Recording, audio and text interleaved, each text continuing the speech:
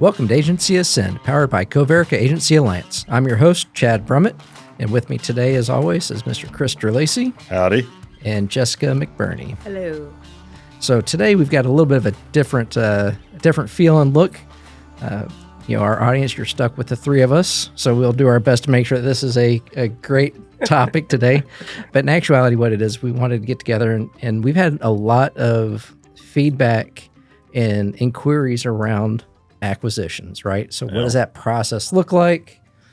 We're actually working on, what are we working on, the 6th or 7th acquisition for this year? Right. And we're seeing it on both sides, right? So we're helping on the sell side. Succession planning. Yep. And we're also helping on the buy side, how to do the valuations and what that process looks like. So, so that's why. Well, and actually, before we get a little bit further, and I know this is off the script, but legally, we are not professional evaluators. At the same time, we see several acquisitions that come across during a given year. And so we're giving you advice as to what we're seeing in the marketplace, not actual valuation. You can hire somebody licensed to evaluate your book. And I've been told it's roughly between $4,000 and $6,000, depending on your book size. And we can also recommend some great attorneys to help with the fine print. So now that we've all had our legal disclaimers, yes. we're free to talk freely amongst Yes. ourselves, right? Knowing that this is just a few thousand our other listeners. Yes. There you go. So really, I think before we get into the whole acquisition process and stuff, there's probably a bigger question. It's like, why now? Why are acquisitions like all of a sudden popping up, becoming a hot topic in the market?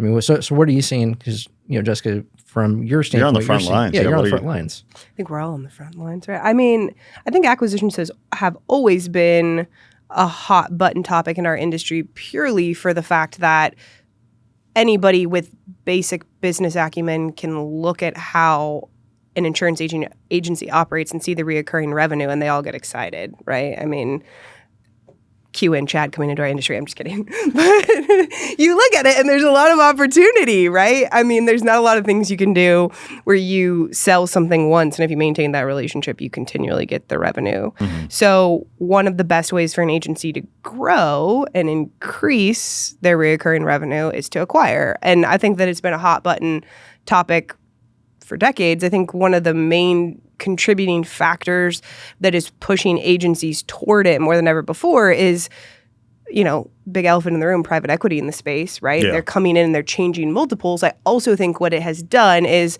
they're coming in trying to compete differently with networks. And I also think what it's doing is it's making that mid-size agency they're falling more toward the lower end now, where you probably had a stronger middle. And in order for them to compete the way that they need to grow, and they need to grow faster. And for the audience sake, we'll use terms like small, mid-size, or large. What would tell us a revenue size or premium size? Ooh, for small, mid-size, and large? Well, it's because, those have distinguishing it's a fantastic factors. Question. Right. Yeah. It's interesting because coming from the captive channel, my idea of those numbers was so different. Even just, the first day that you walked me around retail, and I was like, there's 80 producers here. Like, is this large now? Well, we honestly talk a lot about how, 50 to 60% of agencies fall below the 250,000. 250,000, which I think revenue-wise, I think that metric has changed in the DFW market with premium increases over the past couple of years, being in the 30 and 40%. So I would say, anything under 300,000 in revenue is small. Would we agree with that statement? Yeah. Now, medium is my question mark. 350,000 to you see it 750,000. No, I'd put probably $1 million? One and a half, 1.5, possibly even pushing 2, right? Because that's the bigger bucket, yeah, because it's amazing. You're getting this larger bucket that fits in there, right? And then there's this gap. Yeah, absolutely. And then after that, now we're getting into 5, 6 plus. Well, even when we look at Coverica Retail, Coverica Inc., they could double in size tonight and still be the same as far as ranking in the Dallas-Fort Worth area. Yeah, they'd still be the ninth or whatever Yeah, that I think is. the last time we looked at it was in the top ninth or eighth 15. largest agency in DFW. Yeah. They could double in size, still That's be. wild. I mean, it just gets super steep. so I think that bucket, you almost have like small, medium, and large medium. But so and we talked about Schmiddle. Yeah, the Schmiddle. So I mean, you talk about private equity coming in, right? And they're targeting a different group, Yeah. right? I think they're usually, from what I've seen, is they're targeting $1 million in revenue and above. Yeah. Or, you well, think I've so even with seen, what we've I've seen them seen dip lately? down to the $500,000. I think they're going even smaller than that right now. I think it's whatever they can find. And now with the model of we're going to offer you a large multiple, you stay on board, you run the agency, there's earnouts based on retention and growth. And I think they're willing to do that for any size because at the end of the day, they own the majority of the book and that person stays on and grows it. What are we losing here? Right. So that hits a different demographic, right? Because I think part of why we're also seeing such a activity is we're also talking about an age out. Mm-hmm. There's a lot of agency owners. Fantastic. That we're are missing to bring up a about huge acquisition. middle group. Yeah. Yeah. The right? Schmiddle. Yeah. Schmiddle. But because those agency owners, they may not want that PE exit. Well, yeah, because they're Right, going to give up the autonomy 100%. They're going to give up the They want their money staff. up front. They want their money now. Yeah. They're ready to go play golf, right? I mean, For some, right? And for others, they may not want to stay in a production role underneath somebody else's direction. Yeah. Because think about that. If I've been an agency owner for 40 years. That would be so hard to do. I mean, just in all honesty, you build something, you're used to making all the decisions, and then you're going to watch somebody else change it before your eyes. That'd be a hard one. What I will say, you bring up a fantastic point, Chad, and I feel like I talk to a lot of agency owners that, let's just call them the boomer generation. I don't know if you can get in trouble saying that. I don't know if I can. Sorry. Shh, I won't tell anybody. It's an actual generation. That's what they're called, though, are boomers, right? Baby boomers born in 60s plus, I think right? that's the right. Because the population, The population boomed, and it became a term Came that is back from in the the war, history had books. a bunch of kids. Yeah. Okay. So that generation, right? There are several owners where they have had smaller books of business, right? So they're in that $250,000 in revenue. And when they were at, $2 million in premium 10 years ago, 15 years ago, they were running a great shop. They were happy with that income level. It was providing a lot. And I think for a lot of those agency owners, their retirement plan has been their agency. Right. And so I've had a lot of conversations this year, even where we're sitting down looking at the numbers and they're looking at joining a network probably for the first time because they need to grow and they can't grow in any of the conventional ways that they knew 20 years ago. And I could tell you the whole framework of this conversation where they talked about at one point the agency was booming and they couldn't keep the phone from ringing. And now they're looking at this book because the market has changed so much and they're going, I can't retire. I can't get a 2.5 times multiple on this and retire on this revenue, but I also can't go reinvest at my age and go throw all this into it. And they're at this really tough place. coupled with coming out of a hard market. A hard market, and we have inflation in the economy, which has changed things too for that cash flow. Because, you've got agency owners that they're going, I'm having to work harder today than I've ever had to work, and I'm doing that to maintain my book size. Absolutely. Not growth, but just maintenance, right? And the tough part also with the rate doing what it did the last couple of years, that they had quasi growth because it looked that way, right? But now that that's starting to level off, that awakening is kind of coming. Your premium doesn't dictate the whole story on the agency. Where's the policies enforced? Where's the PIF count? Where's the retention? Are your carriers happy?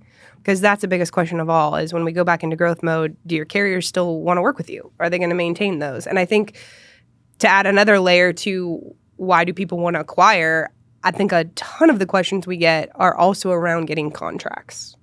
They want to acquire to try to get carrier contracts through acquisition. And so now that brings up a phenomenal point. So we know that we have all this activity, multiple reasons why, right? So what really makes that agency valuable as a target acquisition? Or if I'm targeting somebody and I want to acquire, what's kind of like really drives that makes that acquisition valuable to somebody? The multiple, Yeah. so to speak. Yeah, I would say there's several different factors. So everybody's going to have a different need, and depending on where you're at in the journey of your agency growth and what you're trying to accomplish, acquisitions can play a big part in any of that. If you're lacking staff, you would look at an acquisition to say, okay, can I gain staff stratification associated with that? If I lack a perpetuation plan, I might be able to acquire somebody who's potentially an up-and-comer that's much younger and say, hey, I want to pass this legacy off to you. Come over, work through here. So it depends on the need of the buyer as well as the need of the seller. And that's where realistically the whole conversation kind of takes off. And so do those needs actually start driving valuation then? I think they do. I think that so you have a generalistic valuation, which you see that the industry, depending on the size and the profitability, let's say that it's running to the state average. So that's going to be a 2 times what used to be a 1.5 to 2.5 times is now more of a 2 to 3 times multiple. Is what I'm seeing. You're talking about the state average on revenue. Is it no 2 to 3 state average times multiple? on loss ratios, profit share, production, PIF count.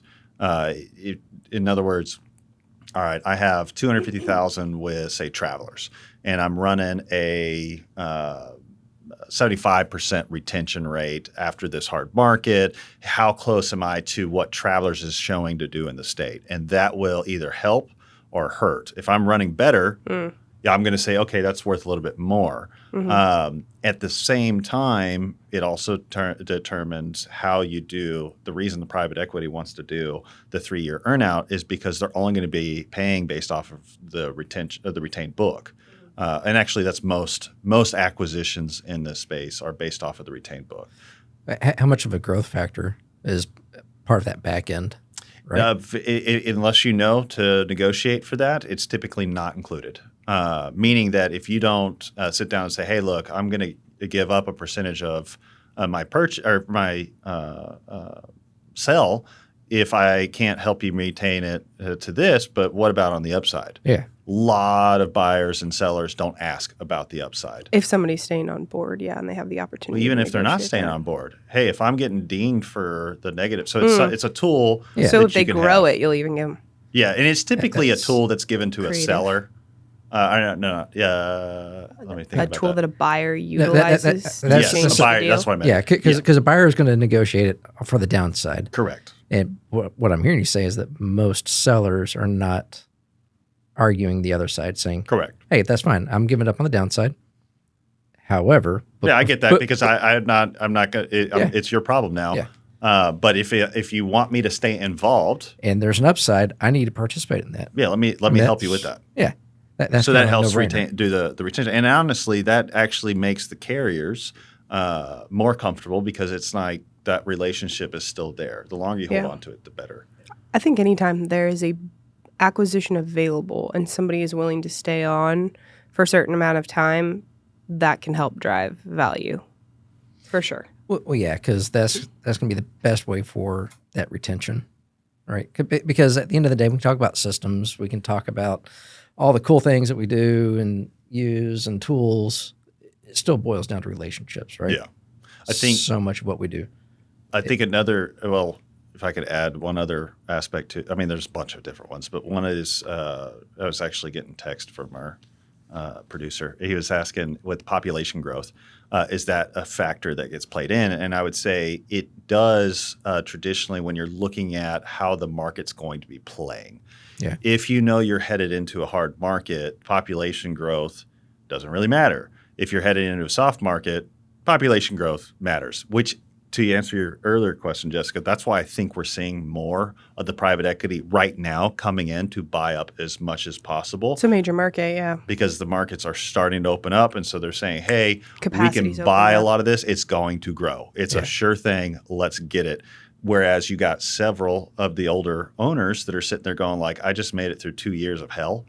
And Let me out. Yeah, I don't want to deal with this anymore. And so they're not realizing that the whole reason private equity is jumping in is because they can get a low buy-in and then they can maximize the growth. Yeah. So how much does this diversification of book actually play into that, right? Because as we talk about retention and market growth and change, I would think a diversified book in some aspects could be, Could be good, positive, could be bad, right? Depends on the buyer. Yeah. Depends on the buyer and depends on the book mix. So if I have a diversification like 1,000 different markets and 100 policies, okay, that diversification doesn't make a lot of sense. Versus I have one market and just one carrier and I'm all in, there's no diversification. So it matters, but it also matters to who the buyer's buying it. If they don't have one of those markets, can they get the market for that? Yeah. So I could If I already have the markets, though, it's easy. Yeah. And so I don't care as much as long as, like, if you would say, okay, he has, I'll say Safeco this time because I use Travelers. All right, he's got 70% of his book with Safeco and 30% of his book with Geico.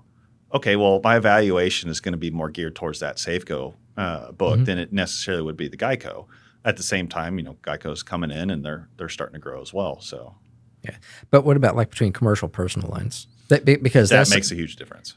Because that's a different strength and a completely different sales cycle. Everything. If I don't have right? commercial experience, I can't. Well, I think that it's really powerful when you have somebody with industry experience. But the other thing is when we look at commercial, you can get so niche. And the other thing is you're talking about some of those policies having much higher premiums. So if I lose one home and auto household, not a detriment to my agency or the multiple. When you're talking about commercial policies that are, $100,000 in premium potentially or in that ballpark, if you lose that client or you lose a couple in that ballpark, that changes the entire deal. It changes the entire opportunity you just took on. So if you're and that's small commercial. Yeah. You when talk we go about into middle market you or lose one big major account and you don't have a lot. and you have a new owner coming in, the volatility, that can create an opportunity, but it can also bring a lot more volatility into it because now you have to retain the commercial market, you have to retain the client, and you have to know how to pick that up right away. Because you get that renewal shot, once that year, you're not going to reshop them in 6 months when they're not happy where they went because their auto actually went up and the agent they went to actually was not great. So it's a different level of expertise on that. Speaking of which, do you have a management system or do you not? How are you keeping your books? Are we getting into all of those pieces now? Because that affects the valuation, Yes. especially with technology in today's standard. It's almost like a requirement. So if you want to maximize your sale and you want to be able to make certain you have that you bought viable data, then you want there to be a management system. So, data's king, right? So for me, I think I would go as far as to say years past, that was a differentiator that could be the difference between like a good and a great multiple. I think this day and age, lack of systems is actually the difference between being acquired or not.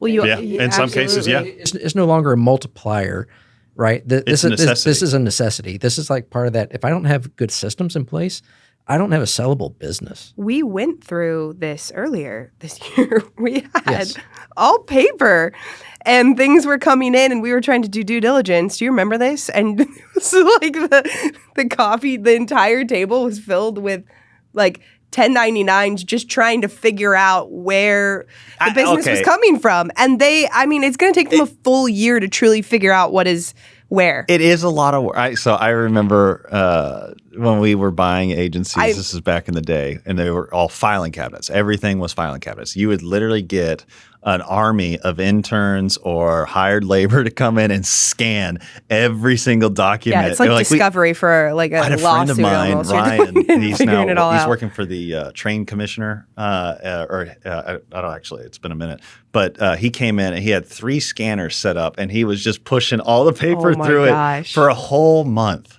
That's all he did.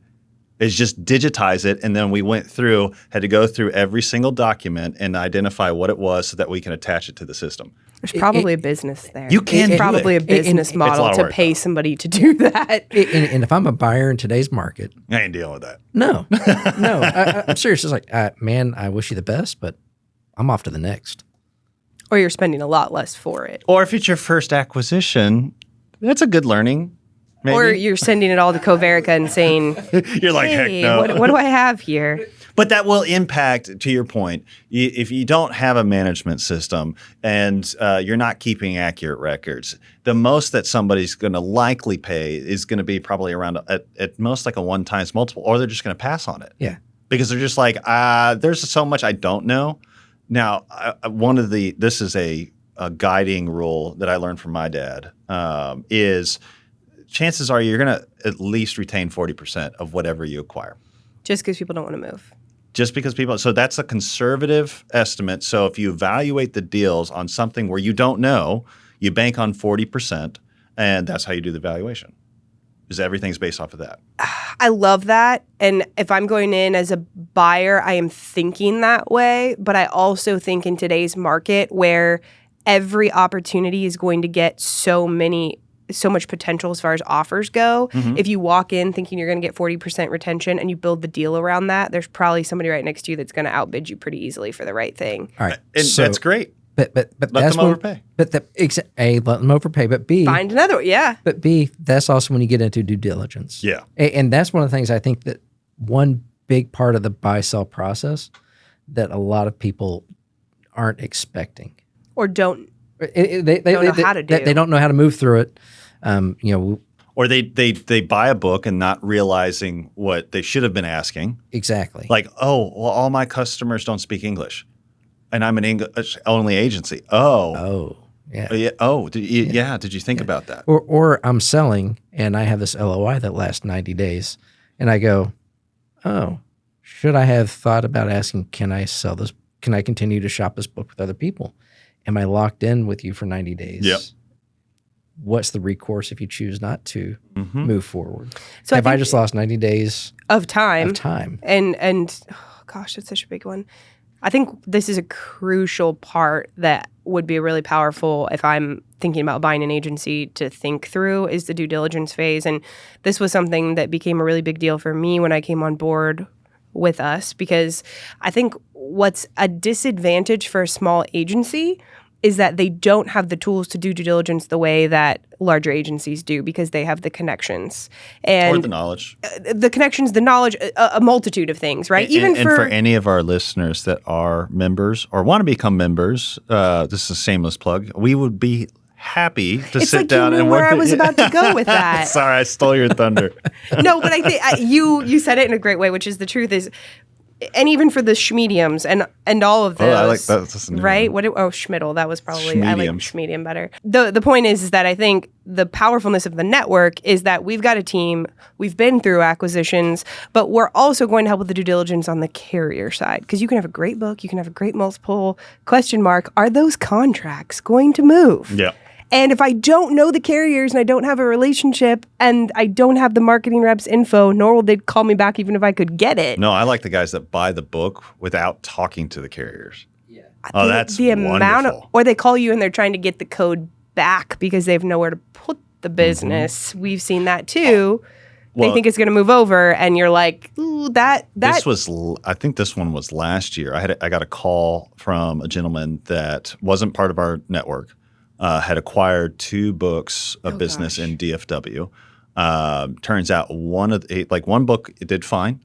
Everything was good. And the reason he called me is because the other book, turns out all of his contracts had been terminated.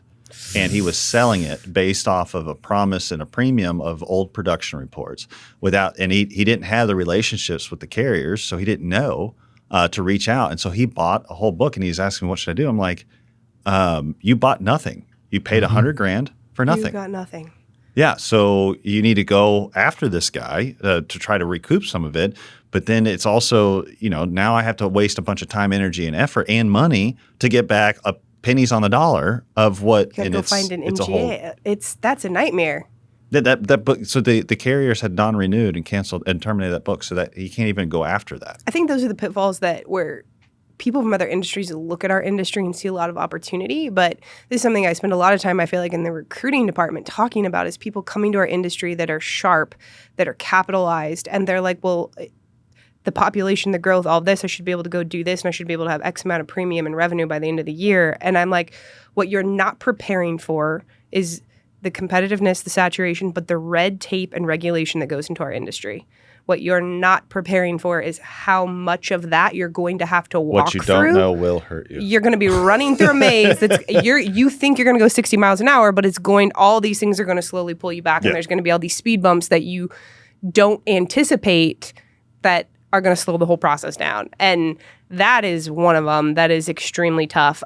I came across one, and it was an active production report, but it's a servicing code. They'd been terminated. The only reason why that production report existed was because it was there to service. So if somebody were to buy that, they could not actively write new business, and that code would not move. The carrier only had it there to service. And those are things that even anybody could have looked at that production report and would not have known that unless the agent was being transparent, they knew how to look it up, or they had a relationship with the rep. Yep. And those are things you can't buy. You have to have the relationships and the connections. And in 2025, if you're not working with the right groups to help facilitate that, there's probably going to be something that falls through. So on the buy side, if you're talking to somebody and you're advising them, like what are like the quick top 5 things on the buy side that you would want to ask a potential acquisition or something that you're looking for? You're saying if I'm the buyer? Yeah. If we're on the buy. Somebody comes to you to buy. So the three of us, we're setting up a shop and we want to make an acquisition. What are those top 5 things that we really want to look at, right? So like we hit one of them. We want to validate every single carrier, every single carrier relationship, right? Well, and then I would want to see a 3-year trend of all of their major markets. And that way I can see kind of how that book, at least within a 3-year look back of how it's been trending, how it's been operating. That'd be a big one. Age of customer. I think that's one. Really? Not like, am I 32 or am I 35? I mean, how... That sounds ageist. No. We just got canceled. Yeah. Age of customer. What do you mean? Yeah. You mean how long have they retained the client? How long has that client been a part of the agency? Overall, is that agency maintaining a client for 5 years because they've got multiple products with them? And looking at the matrix of that, is this a relationship that was built 25 years ago?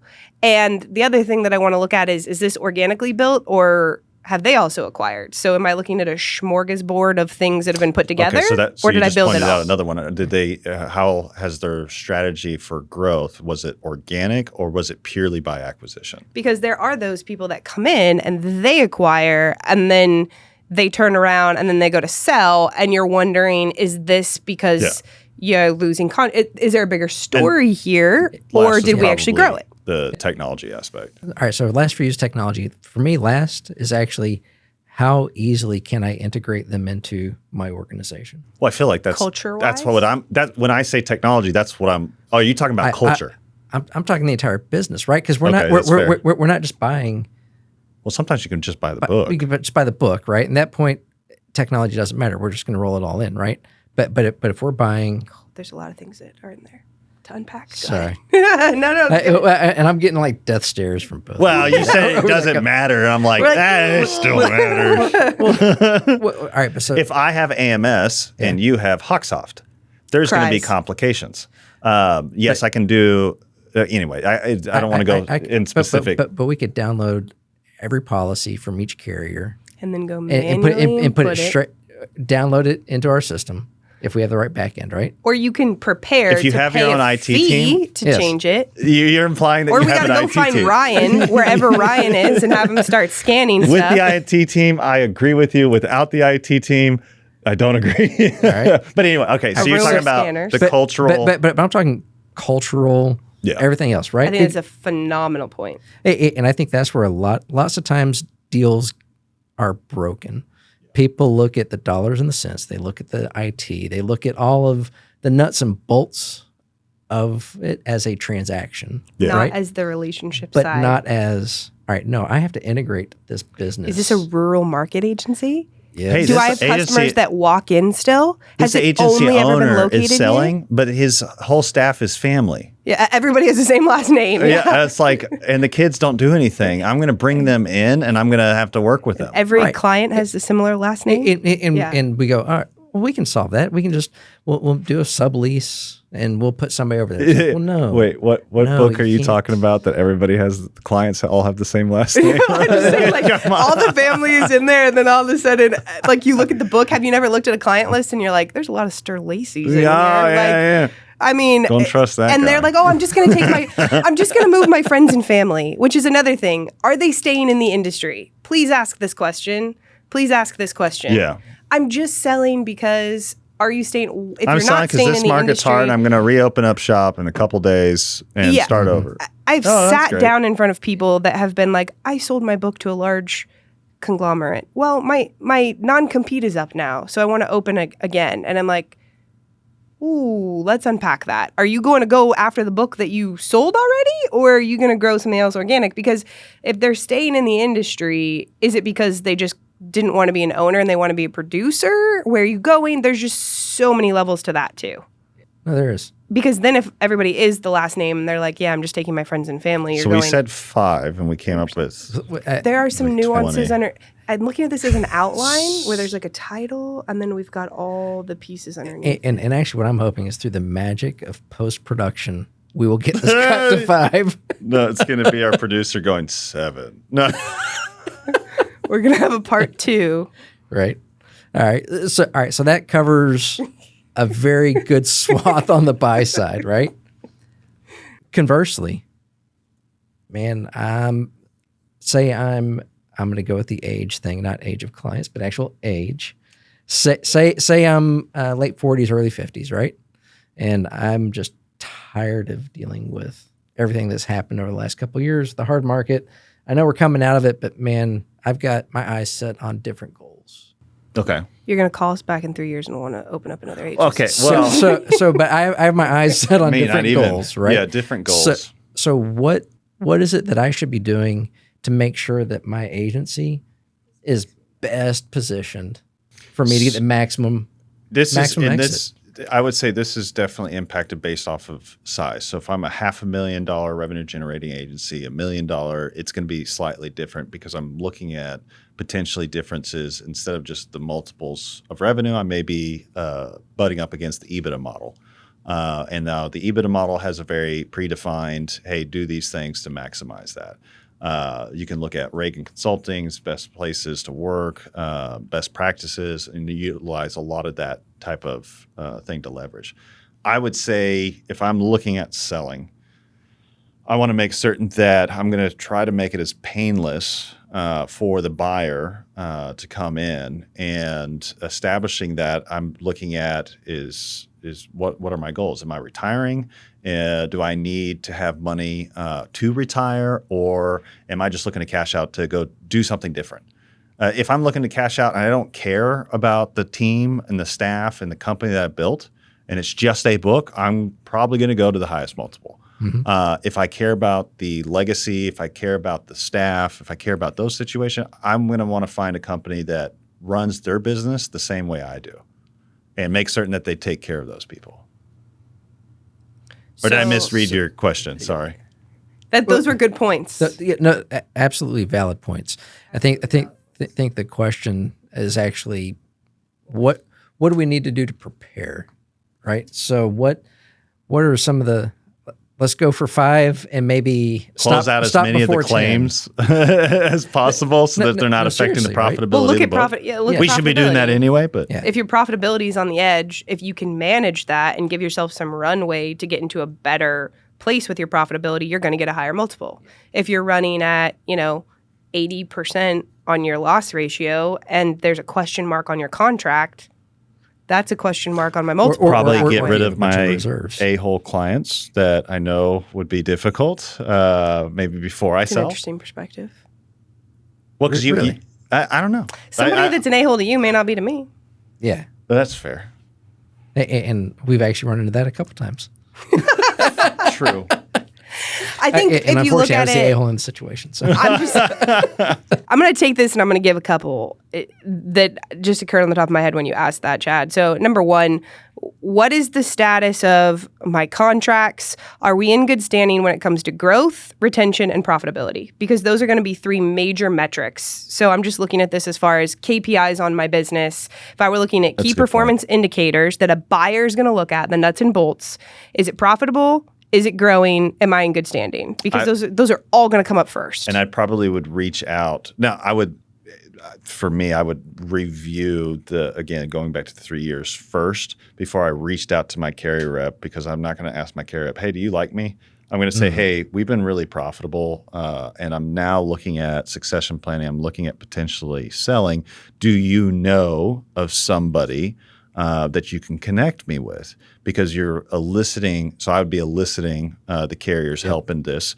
I will say to our listeners, most agency acquisitions take place before they hit the open market, because it's truly a relationship business. Yeah. And your carrier reps or people that you know in the industry, if you've known them or even your spouses, like we co-opetition, we go to a lot of networking type events with our spouses and things of that nature. And so like, hey, if I drop dead, who are you going to talk to? Oh, I'm going to call, like my dad was one of those. I'm going to call Mike, and I'm going to sell to him, or he's going to help me. Yeah. And so you have call your network.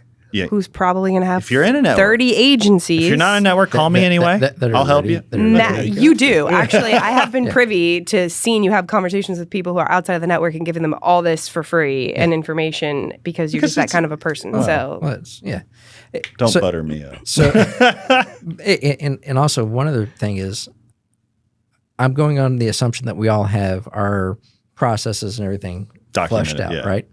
But I'm building out an ideal transition timeline and plan ahead of time. So that way somebody stepping in, they know it's like, all right, here's where everything's at. This is what these are my key clients that I'm introducing you to. Yep. So I'm building this out so that way whoever is making that acquisition knows that they've got a partner for their success. Yeah. So you're looking at the customers, and then the other aspect of that is also understanding what position financially as the seller is going to put you in. Mm-hmm. So talking with your tax accountant, CPA. There's a couple things that you want to know what your BATNA is, or what your best course is, and that way when you're sitting down with a buyer, you are negotiating from a position of this is what I need to have accomplished. Yeah, well, that could dictate different times of the year. Dictates your deal structure, everything else, right? So it may hurt you if you take a cash upfront offer. Yeah, people don't think of. I think some people are like, oh my gosh, so excited. Let's and then this Uncle out Sugar gets. Yeah, I call him Uncle Sugar. That's what I call him. Yeah. Uncle Sam. I like Uncle Sam. I call it Uncle Sugar when I don't like him. All right, I'm not touching that one. Not touching it. All right. Call this Uncle Sugar. But it comes down to that preparation, right? Because I think lots of times, especially, and we've seen this. We've seen where people are selling out of necessity. I need to get out because there's been some type of event that's triggered it. I need to get out because I'm exhausted. I think I need to get out because people just hit a point and they're done and they don't have the bandwidth for a transition plan. But not to cut you off, but if you're always preparing and you're always thinking about where your agency stands and you're thinking about those things all the time about it being prime, you're always going to be in a position to, if an opportunity comes across your desk, maximize whatever that looks like. Whether it's buying or even selling. You should be working on like my dad, for example, 20 years. He's been working on, and he's still working on it. And he is perpetuating. And he is obviously the retail is now owned with the staff, but that's something that has finally come to fruition. But it's taken 20 years to do because you got to think like an agency that size. You got to think, well, I don't want to put the staff in a significant tax burden. So how do we make certain that we transfer this and not at the same time bankrupt everything that we've been building? It's a whole. It's a long, and the bigger you are, the more complex. The smaller you are, it's not as complex. But then you got to know for real, what are you going to do? And I would say I've talked to several of our clients and said, okay, between now and dead, what are you going to do? No, seriously, because you're gonna sell out, and then after about a year, once you've had all the golf that you possibly could do, then you're going to be going, well, what's next? And you're probably going to come back in the industry because you're just like, this is what you know, and then you're going to have to start all over. Well, you bring up a whole nother thing, which is probably a whole nother episode. Seller's remorse. Well, succession planning, because I think that there actually are a lot more agency owners that do not have one and are planning on being in the agency until their end date. That's the best way to put it. But the point is that it's an ongoing annuity to a point, right, for an agency owner that's built that well. And so they don't actually think about a strategy. And a lot of people, their kids don't want to take it over. So what does actually happen, and what do you have in place for your agency to transition? Because sometimes staff don't want it. Sometimes kids don't want it. And maybe you do work it until 95, but then what? Well, not everybody wants to be the owner either. Or you have kids that aren't prepared. And I see that. I mean, I probably had 10 conversations this year of kids that are varying ages from 70 themselves to 30. Yeah. Who unexpectedly a parent died, or they knew it was eventually coming, but the parent never actually worked with them to take over. And they're sitting there going, I don't know what I don't know. And it's a massive disadvantage because even though everybody has the best intentions trying to work with them, there's just some things that are going to be very hard if a transition plan isn't readily in place. And I think we can look at all the variables and we can maximize all those things, but if there isn't a preparation and transition plan, it's going to be hard. Yeah, absolutely. As I was going to say, I think one other aspect that we missed out on, we talked a little bit, but the product mix, if you got commercial to a personal, typically a commercial agency will warrant a much higher multiple than a personal lines only in today's marketplace. Obviously, the hard market of the last 2 years hit the personal lines a lot harder. A lot harder. Yeah. Yeah. Yeah. No, good point. Same thing with E&S to preferred, same deal. Admitted markets, strong book there, definitely much. Sounds like this is going to be a second podcast. Yeah, I think we'll have a we can have a follow up, and we can actually bring on some guys that can talk about tricks and contracts of how to kind of maximize both the buy and the sale. Man, I like that. Great teaser. Yeah, Idea. good. Open. All right, so we're gonna go ahead and wrap up. We're gonna do book, quote, movie, favorite song. And you cannot use the Chat GPT AI recommendation that somebody who shall rename you did that, Jessica. Hey now, AI knows me well enough. We're friends. That sounds bad. I'm not on there that much. You should read your AI and then see if it's in. Okay, so what is your AI generated response? Well, there was for the actually best book? a really good one, and it's not on here. I will find it for the next one. But the one that it assigned to you, Chad. Oh, you're going with Chad. No. But there's a personal quotation behind it. Okay. Are you going to take that one? You can take mine. We'll switch. If you want to go fast, go alone. If you want to go far, go together. And it has another cheesy line about us. But actually, this is an African proverb, and it is in the airport at Cape Town Airport. And when I went out of the country for the very first time and went to go live in Africa for 6 months, when I got off the airplane and we were in customs, there's a huge mural that has that quote. So I saw it, and it took me down memory lane. So it's actually very cool. That is a good quote. And it's true. It is true. If you want to go fast, go alone. If you want to go far, find a network. Okay. I can't top that, so I'll let you keep that one. That is a good quote. Yeah. All right. What do you got, Chris? Okay, so my AI generated is pretty funny because it's terrible. It says example placeholder. Mine comes from a quote I use often. Success is rent, and the rent is due every day. It keeps me focused on what is that? Tell me that's not something that your dad. I know that's something Success my dad is would rent, say. and success rent is rent, and rent is due every day. Get up, get going. I mean, if you're Tomorrow's going to do not that, promised. I'd rather do the Navy Admiral that says get up every day and make your bed. Yes. Go listen to making your bed speech. Very good speech. Oh my gosh, that to me, that is true. Start small, get it done. Yep. Every day. Yeah.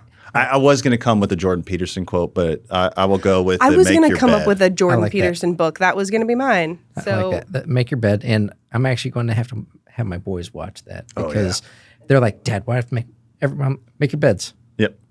Why? I'm like, because I make mine. Yep. I was going to say, But all right, so mine. I apologize, but I can't take yours, Jessica, because I have no idea what the energy bus is. I mean, Nobody does know. So instead, the energy I think it's a. I don't know. I'm not even going to try to. So instead, I'm gonna zig away from our AI friend here, and I'm just gonna go off of Proverbs 20:18. Plans are established by seeking advice. So if you wage war, obtain guidance. That's good. And so if you think about everything that we talked about today, right? Yeah. It's really, and even to your proverb, right? It's all about making sure that we've got the right team around us, that we don't do anything without seeking wise counsel and having that plan to move forward together to obtain our goals. So, Absolutely. Very good. so that's mine, even though you stole mine, Jessica. But thank you guys for a wonderful topic. This is actually really good. Hopefully it was great for you, the audience, and it was beneficial for y'all. So I'm Chad, our host, with Chris and Jessica. And until next time, onward and upward.